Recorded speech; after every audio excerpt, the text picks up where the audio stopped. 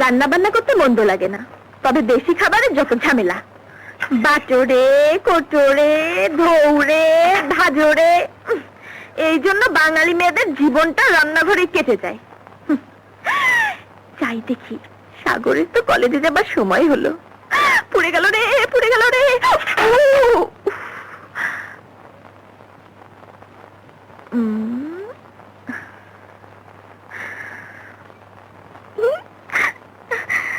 এইবার দেখাবো মজা। কেউ নেই তো?